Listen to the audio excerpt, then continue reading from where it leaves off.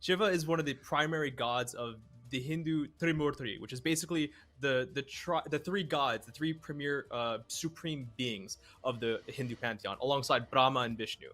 Um, he is the supreme lord who creates, he protects, he destroys, and he recreates the universe. In some sects of Hinduism, in Shivaism, he's actually the original supreme deity, and there's many aspects of his lore that we wanted to utilize within his kit, utilize within his design, but there's also just so many different themes when it comes to Shiva. He's known to be the original yogi, living at the top of Mount Kailash, I believe, with his wife Parvati, his son Ganesha and Kartikeya. Right, so Ganesha is actually the son who's already in our game too.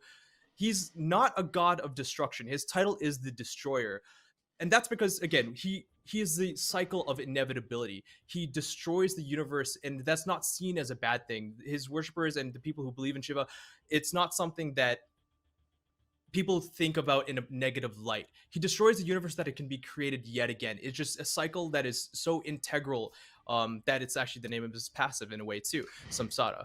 Of course, when we looked into his kit, his design, his art, there's so many aspects we wanted to make sure that we were very key on bringing into into the game, into our version of Shiva. So as we've talked about in the closer look blog, as you can see when he's in the game as well, whether it's his Trishula trident to his Damaru drum to his, I could just say a whole list. And I think we've talked about a little bit as well, and we're going to get into a little bit as you see him in game. So let's have a look in game at Shiva. Great Here idea. we go. Oh, yeah. I mean, we showed art. off his concept art, and there's again, you can see all the different things about him, whether it's his iconic pose to the cyclic ring around him, to all those different pieces of art in his model. Absolutely gorgeous. Oh, and here we are. And there he is in game. Oh, absolutely awesome. Yeah, so beautiful.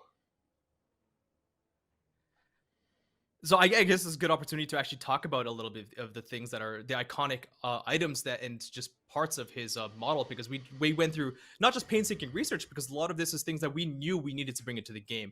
So whether that's the matted hair that he has with the top knot that you can see has actually the blue tinges to it, because it's actually holding the river Ganges within it. The blue skin, but as well as a slightly deeperly blue throat, which is based on his stories of the poison. Of course, he's got his snake buddy with him as well, which is actually integral there. We've got the horizontal lines in his forehead, the vertical eye. And I'm going to go through these a little bit. The crescent moon in his headdress. We've got his trident, which is the Damaru drum. We've got the Agni fire.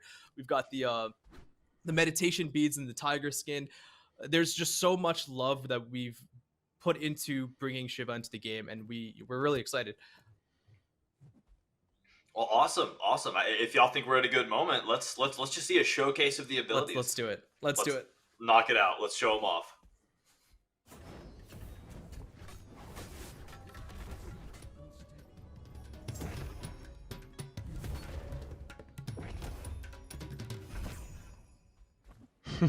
That is so awesome. I'm getting chills just from the sound effects and the visuals. Oh. Yes.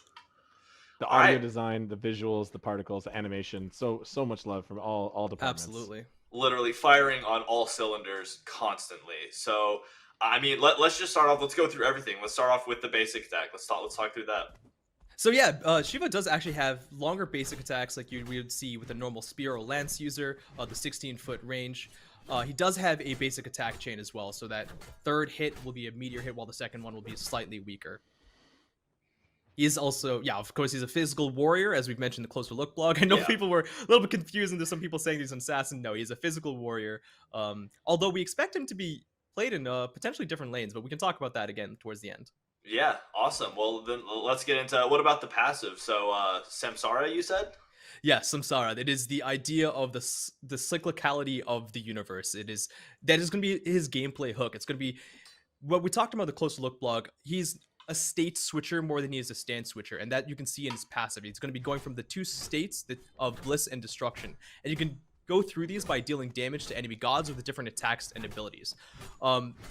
There's basically two components to the state switching. One is just a primary buff or debuff state. So if you're in bliss, you're going to be providing HP 5 and MP5 buff aura to yourself and allies. If you're in destruction, you're going to be doing the reverse to enemies. You're going to be decreasing their HP 5 and MP5 around you. But playing off of that state for his abilities is that each one of his abilities outside of his ultimate will be providing different utility effects depending on which state he's in. So the abilities themselves won't be changing. And you're going to see, if you look at the patch notes, I'm sure you're going, why does he have so many different things? It's because you're going to basically be switching between different utility effects. And I'll go through each one of those as we continue on with the abilities. Awesome. Well, now seems like a good time to continue forward into his first ability, Emblazoned Sweep.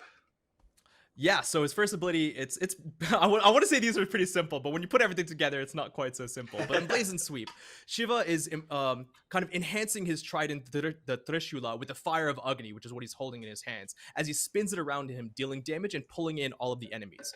When he spins around the trident, he's also leaving behind a firewall at the edge.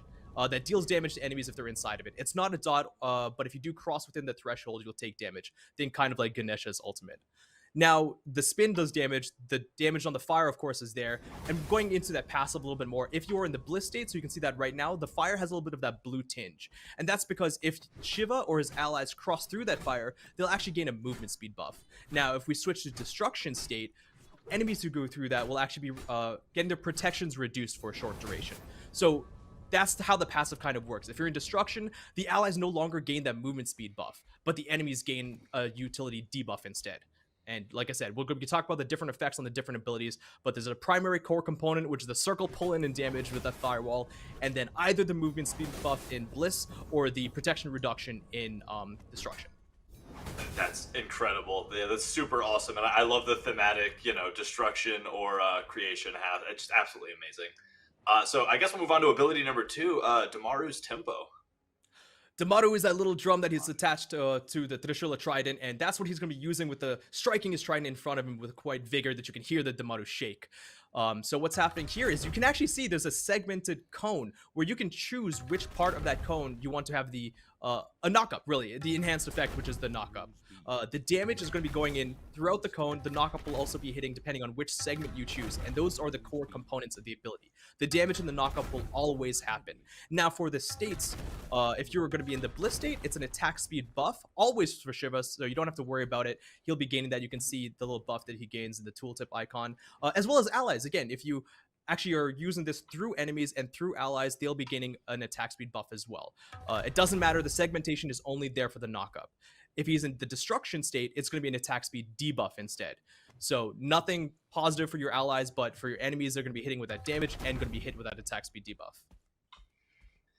That is a lot of super discussion awesome. came up with this one in the blog post. This was the ability I was referring to about the unique cone targeter, where we have had cone targeters with a segment. Actually, we had Atlas, but this one actually has a manual selection of which segment you want to do the bonus effect in, which is a very new effect, and has a very unique skill shot element to it that feels natural and you hit it a lot. But if you do get lazy or are careless, or you're trying to hit multiple targets, you might make a mistake and have to pay attention more.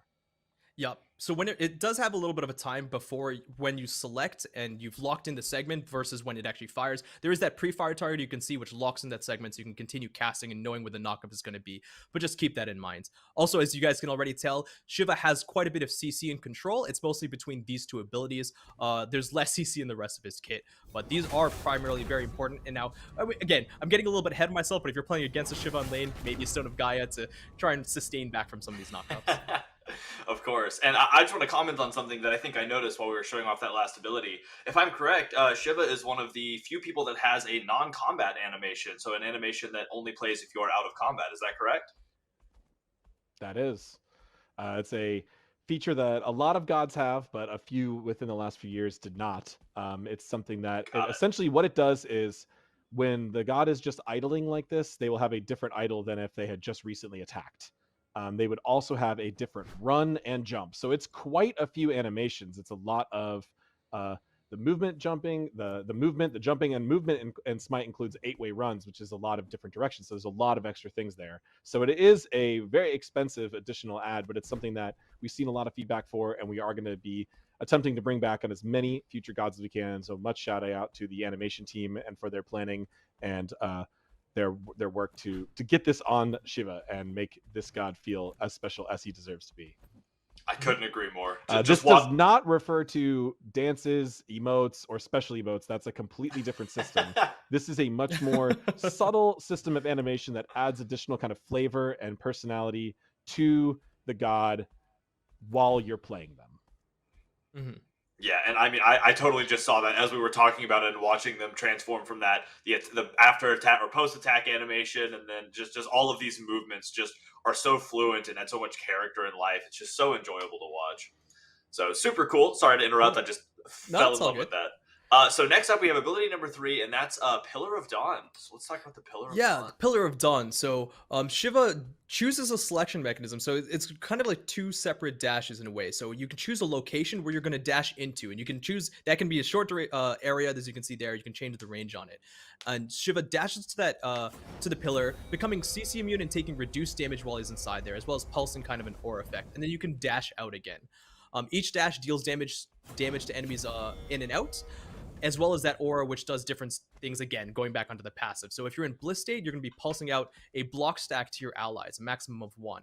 But Shiva himself, at the end of the duration of the pillar, will actually be accumulating block stacks. So he'll gain up to 3 when he leaves, and you can see that as the orbs floating around him. If you're in just the destruction state, we kept this one a lot more simple. It's just going to be pulsing damage around him in that pillar. Awesome. It is so, I love like the silhouette view. That is so awesome to look at. Yes, exactly. And that's a good mention, because we wanted to utilize his stories and his lore and his identity as much as we could. And one of the origination stories of Shiva is that he actually emerged from a pillar of fire, revealing himself to Brahma and Vishnu. And that's something that the design team really just wanted to latch onto, and it just brought such great imagery that the art teams just executed on fantastically. So I'm very, very excited for this ability. I couldn't agree more. A beautiful implementation. I think it looks absolutely stunning.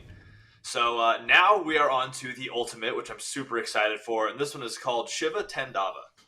Yes, that's right. So one of the things that I didn't mention is that Shiva, as the many different things, as the primary yogi, is the creator and destroyer. He's also a lord of dance, and that's something that he utilizes the Tandava to kind of destroy the world, but also in just many different stories to do many different things. But this is it. This is his ultimate dance, and quite literally.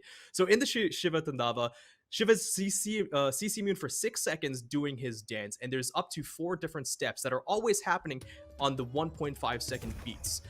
In the first step, so also, I guess, before I get ahead of myself, you can see his buff, his ability icons change to the 3 different steps, and you can choose which one you're going to be going into next. So no matter what, there's always going to be the step that is performed at the 1.5 second beat, but you can choose an interchange between them. The first one is a heal for himself and allies, as well as a soft mana restore. The second one is the amplification step, where it does a little bit of damage, a little bit of healing, but also amplifies the radius and the effects of the next step that is performed. So you can see here the radius actually gets bigger. The third one is a damage to enemies, as well as a shield reduction to enemies.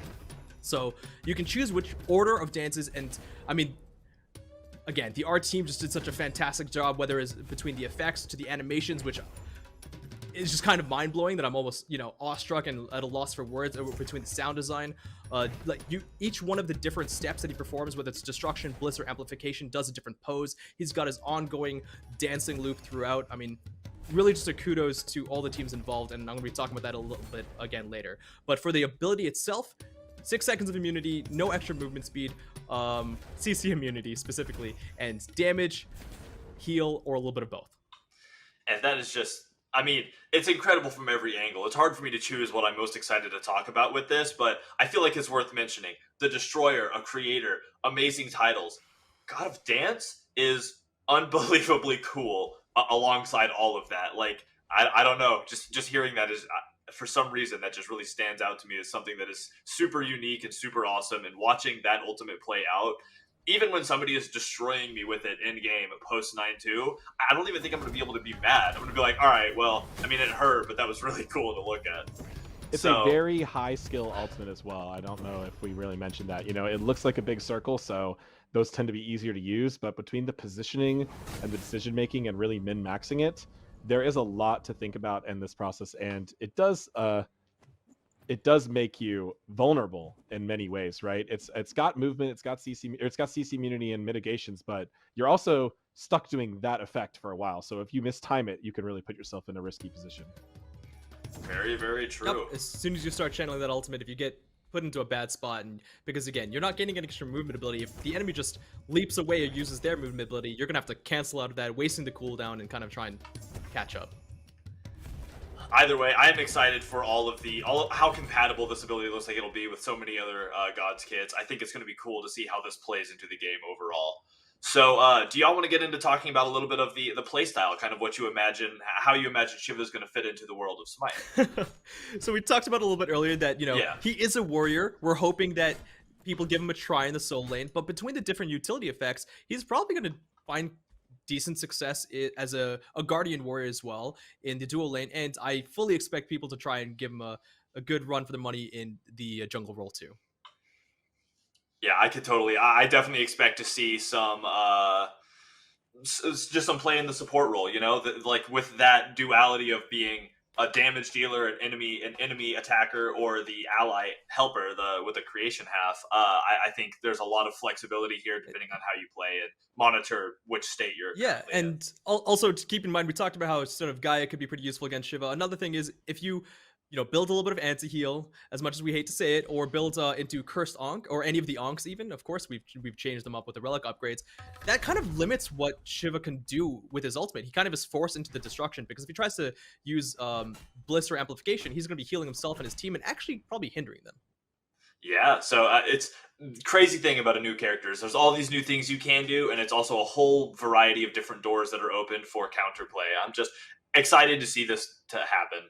So let's move on. Let's look at some of these recolors, or some of the new skins, starting with Supreme Protector Shiva. Oh my god, I don't think I've seen the card art for these, so I'm gonna just be kind of awestruck with each one. I mean, big same, honestly. I absolutely love the colors. Always look so good to me. Yeah, we're utilizing his like Pillar of Fire pose here, which is just sweet. I love the meditation beads. It's so very cool. nice classic recolor with the slightly different skin tone, but then the white tiger fur, which is really cool. Yeah, that's right. And like the green highlight. I don't think I mentioned this earlier, but I am a huge fan of the forearms. It's just that's just something I love. The more appendages, it makes animation a lot harder, I'm sure. Oh yeah, it does. our animation team is incredible, and just another huge shout out to them for making somebody with 4 arms like that have such an elegant flow. So here we're moving on to Ascended Shiva. Yeah, and he's so much more aggressive in this one. He's just really, if you're facing this version of Shiva, you really want to back down. Yeah. And this one we did more texture to the skin. The ash that is actually associated with his yogi background, which is really cool. Yeah. And awesome to continue to see these thematic pieces of very important lore portrayed across these various skins too. And then we have the mastery. It's like resplendent. Yeah. I love it. Absolutely. Resplendent is a perfect word. Yes. Ooh. Nice. That is so awesome to look at. I've never seen a blue tiger before. It's a New Game Plus kind of thing, Yeah, true. You haven't gone to Zoo Game Plus, I guess. And there's a lot of lighting, importance of the lighting going on here, because I feel like just as we spin around him, you see a lot of that different detail change. So that's cool. Yeah, that is super awesome. These skins are highly, all of the Diamond Legendary Mastery, highly reflective. Yeah. I just absolutely love it. I'm so excited for all of these. They all look super great. So, and that was Shiva. I mean, what more? There's so many good things. We're going to continue to talk diamond. Got a diamond too. Oh, there it is. Nice. And yeah, I was just like, wait a second. There's 3, right? Yeah. That is so awesome. We would be doing a disservice not to hear a voice line as well. So let's hear a voice line. Of course. I was there when it all began, and I will be here when it is all over. That voice is just so powerful and calming. Yeah, we actually were able to get Harish Bithmani, who's the voice actor, who was, chat may not recognize that name at all, but he was a voice actor for the Mahabharata like deity kind of show in, back in India. So it was great to be able to work with him. That's amazing. Cool. Yeah, we've been spending a lot of extra effort and time on each of our gods to make sure we have voice actors that really symbolize and represent the culture of the god. And you actually see the Hindu gods show up in TV and movies quite commonly in India, right, Mhm. Kunti? Yeah, So absolutely. it's awesome to have an actor who's even familiar working amongst voice acting with other deities and figures like that, and he did an absolutely amazing job, and it sounds great. And man, there's just so much. I'm trying to just make sure we don't miss anything there. I know Yeah. Clumsy has a few more things to add about this god because it's just such a special development cycle. Well, for sure. I mean, we mentioned in the Closer Look blog that, as one of the designers who worked on Shiva, that I actually have roots in Hinduism. In fact, I'm half Indian and I was a born Hindu. I was humbled and just excited at the prospect to work with Shiva, with the teams, and also just to be able to get the opportunity to talk to like my family, to talk to my grandparents, my aunts and uncles about what Shiva and what Hinduism meant to them, and just getting those ideas for what Shiva could do into the game. But it's not just about me at all. It's about all the different teams and their passion that they got to bring into this game. So as usual, but for Shiva specifically, I want to thank the art teams, animation, effects, sound effects, 3D modeling, 2D concept in the UI, the rigging. They all were able to bring such a beauty into this game that I hope you guys are really excited. And I don't want to dismiss the programming teams who were able to work with all the different asks that we have of them, and we're able to bring such great work. So gameplay, programming, tech art, and QA, and all of you guys, thank you so much.